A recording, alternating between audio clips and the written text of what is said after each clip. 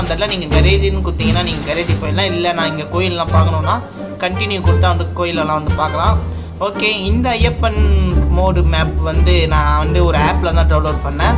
Karnataka bus mode app, அந்த ஆப்பில் தான் டவுன்லோட் பண்ணேன். நீங்களும் வந்து அதில் போனீங்கன்னா மேப் மோடுக்கு தனியாக ஒரு ஆப்ஷன் இருக்கும், பஸ் சைடுக்கு ஒரு தனி ஆப்ஷன் இருக்கும். அதில் நீங்கள் மேப் மோடில் போனீங்கன்னா ஃபஸ்ட்லேயே இருக்கும் ஐயப்பன் மேப் மோடுன்னு. அதில் போய் நீங்கள் கிளிக் பண்ணி மறக்காமல் நீங்களும் ஐயப்பனை வந்து தரிசனம் பண்ணுங்கள்.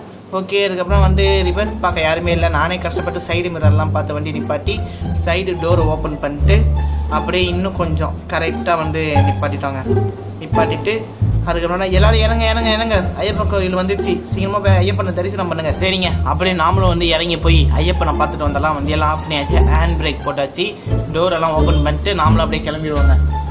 சாமியே ஐயப்போ 18ஆம் படி கருப்பன். அதுக்கு முன்னாடி வந்து நம்ம இந்த சைடில் இருக்கிற ஒரு சாமியை வந்து கும்பிட்டுக்கலாம்.